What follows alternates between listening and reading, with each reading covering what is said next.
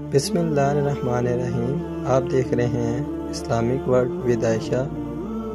ایک مرتبہ ایک شخص سیدنا علی رضی اللہ تعالیٰ عنہ کے پاس آیا اور کہنے لگا کہ علی رضی اللہ تعالیٰ عنہ، میں بہت مالدار تھا، پھر اچانک گھر سے رزق جانے لگ پڑا، چلتا پھرتا کاروبار بند ہونے کے قریب آ گیا ہے، مجھے کچھ سمجھ نہیں آ رہا کہ میں کیا کروں۔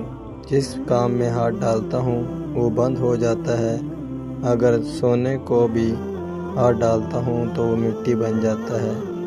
جب یہ شخص اپنے سارے شکوے سنا رہا تھا تو سیدنا علی رضی اللہ تعالیٰ عنہ اس کی کمزوری سمجھ گئے۔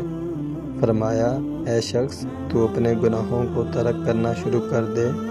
تو گناہوں کو ترک کرنا شروع کر دے گا تو تیرے گھر میں رزق آنا شروع ہو جائے گا، تیرے اٹکے ہوئے کام ہونا شروع ہو جائیں گے۔ وہ شخص کہنے لگا، اب مجھے اشارہ دیجئے، میں کیسے گناہوں کو چھوڑ دوں؟ تو حضرت علی رضی اللہ تعالیٰ عنہ فرمانے لگے کہ اگر تو نماز نہیں پڑھتا تو نماز پڑھنا شروع کر دے، اگر تو شراب پیتا ہے تو شراب چھوڑ دے، جو برائی تو جان بوجھ کر کرتا ہے وہ برائی تو چھوڑ دے، اگر کوئی جانے انجانے میں تجھ سے کوئی گناہ سرزد ہو جائے تو رات کو سونے سے قبل اللہ تعالیٰ سے اپنے گناہوں کی معافی مانگ لیا کر۔